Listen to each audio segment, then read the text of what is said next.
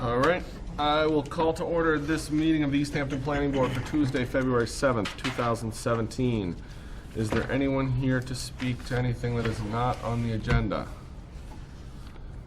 All right, moving along, we have minutes from January 3rd and January 17th. Anybody have any comments or corrections?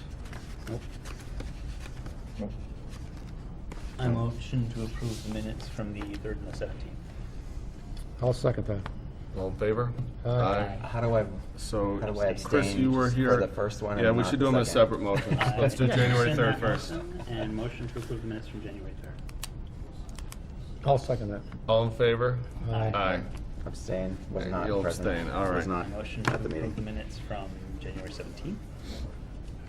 I'll second that. All in favor? Aye. Aye. All right. Moving along to A&R for 32 Lyman Street and 30 Lyman Street. Is there someone here for that? Yes. All right. Evening. I'm Mark Reed from Heritage Surveys. Nancy Gwinner is also here tonight, which is the owner of one of the parcels in question. Oh, sorry. Come on out. Yeah, you're on. Is that how this works? Mrs. Gwinner owns an existing house at 30 Lyman Street. And in the course of doing the work, we found that the garage, which was built in 1984, was over the boundary line of her niece's property, Deborah Angeloni, as well as a small section of fence and concrete pad for the pool. So we made an application and got approval from the Zoning Board of Appeals for the side yard setback requirement, because it doesn't meet today's zoning, so that's in place. We're in the middle of the appeal period. The appeal period will be up on February 14th. So, and that deals with just this parcel. This did not require any action of the Zoning Board of Appeals. This is just action by your board to create this, or correct this encroachment. So parcels, excuse me, parcels A and B will be conveyed by Deborah to Nancy and incorporate it with the adjacent property to correct all the. And so neither of the lots, it doesn't alter their frontage at all, right? Correct, it does not. There is no change in frontage. This parcel has got sufficient frontage and area to satisfy the zoning. This is all family-owned property, so when it was all family-owned property, they didn't really pay attention to where boundary lines were. All right. It meets frontage. That's the Planning issue. Department have any issues? Nope. Okay. I motion to endorse the, give me an address here. What do we got, 30 30 and Street. 32? 31 and 32 Lyman Street. 30 and 30. 32. 30 and 32, forgive me, Lyman Street. I'll second that. All right, all in favor? Aye. Opposed, abstaining, all right.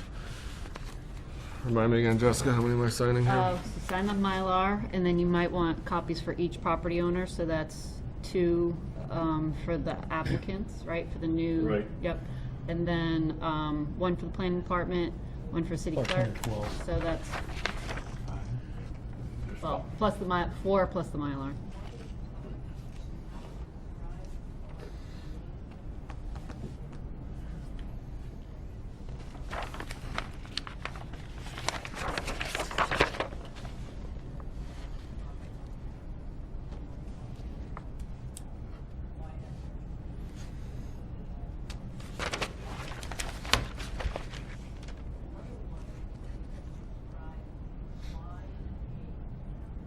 Did you make the map?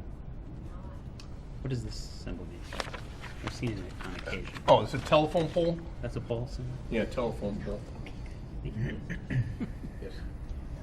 Getting better and better reading. Yes. Slowly.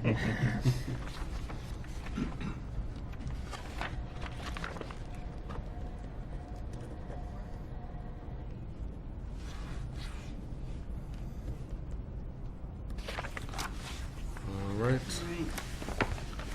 Where's the Mylar? Tyler second. Go down here. All right, and you want the Form A too? I'll keep the Form As, thanks. I got you. Sorry. All right.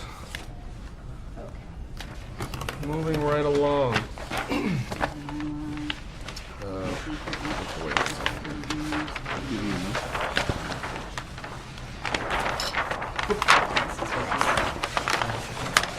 You know where Lyman Street was? I'm like, where's Lyman Street? Okay, thanks. Thank you, Mark. All right, moving on to Crown Meadows subdivision letter of credit. Is there someone here on that, or Jessica, do you want to? No, I can just speak to it. So, the letter of credit is set to expire, for this subdivision. How it works is either the bank contacts me or we contact the bank. So I received a notification from East Hampton Savings Bank on January 11th, 2017, asking if it needs to be renewed.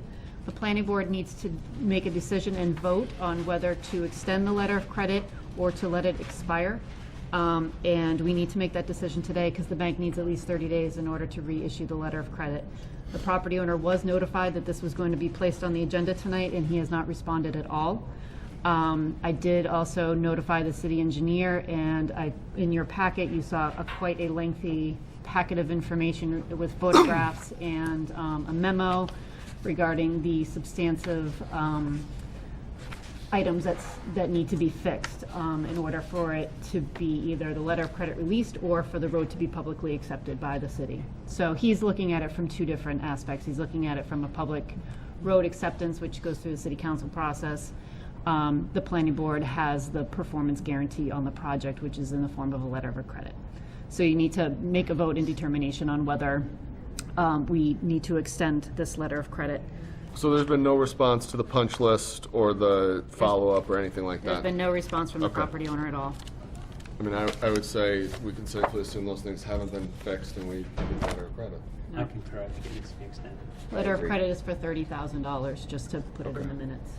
And can we, I mean, what's the term that we extend it for? Does it matter, or what does the bank want? The bank usually does it year to year. Okay. So, so if depending on your vote, if you vote that you want to extend it for another year, then I'll notify the bank tomorrow, and we'll go through the process of, they'll reissue me a new letter, and I will send back the old one, and we keep the letter in our files.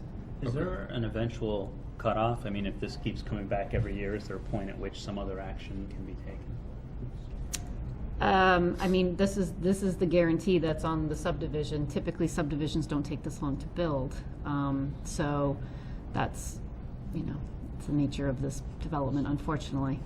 So, And so it's still an open subdivision that's hasn't been completed yet. They haven't come to the city to say, would you accept these roads? Right. I think he did actually last year, and it was deemed that it was not ready for street acceptance.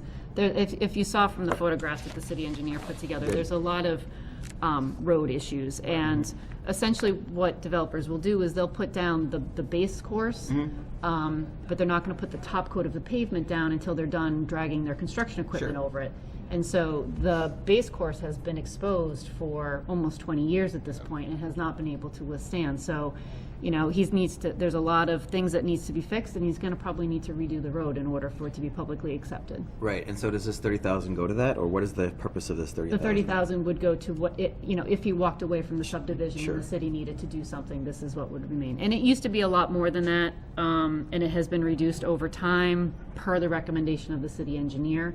So the 30,000 probably was only really to cover some minor infrastructure issues at this point. It probably wouldn't cover the cost of a complete Agree. road redo. So Now, is there any recourse that we could ask for more than 30,000? it's a good question. I think that we would need to put that to the city engineer, and he would need to determine what that value would be. And we probably have to put it to town council too, because we're entitled to do it as part of the special permit in the first place, but then once we draw it down, I don't know that we can go back the other way. I'm not sure. I don't know. It's a good question, though, and I can certainly look into it tomorrow. Yeah. Yeah, because the improvements are far more than 30,000. All in your vote. Oh yeah, and all the structure, fixing all the structures, Right. bringing them up to grade. There's a lot of work there. And you saw the photos in the, yeah. So I'll ask the city solicitor, and I will ask the city engineer if he might be able to provide me with a value. But for now, we don't really have that luxury, so we'll have to Right. just, For this year, I think you maybe? just need to vote Yeah. to extend it, and let me see if I can figure out a way. You know, the other thing is that it's unfortunate that the property owner's not here, because I feel a little unfair raising the property, raising the value of the performance guarantee without him being notified Oh, or yeah. being knowing Yeah, what's agree. going on. But it might light a fire. Get things moving. I mean, he has the same incentive either way. It's more that if they decide to back out of it, which, I mean, I don't think that that's, The road won't get accepted by the municipality, and this has always been a sticky issue, because even if the road isn't accepted, it still needs to be cleared for access for fire and police. They still need to be able to access the houses that are on the street. And so this is an ongoing sort of dilemma that the city faces, is that, you know, houses are built, people are paying taxes, they need to, fire and police need to be able to access those houses. Sure. So therefore, the city ends up plowing them even though they're not public Publicly ways. accepted. Wow. So it's, you know, which is not unique to East Hampton. No, no, No. that's And true. that's a No. systemic problem. but something that we need to, I think, you know, at some point, think about with the city engineer, maybe even members of city council, on how do we deal with this issue. Yeah. I motion Excuse to me. extend the line of credit. I'll second that. All in favor? Aye. Opposed, abstaining, all right. And so we will put off the administrative items till our next meeting and deal with them then, That's fine. Yep. all right? Motion to adjourn. Can I get a second on the motion to adjourn? Seconded. All in favor? No, you Aye. have to stay. Thank Chris you all. doesn't want to go.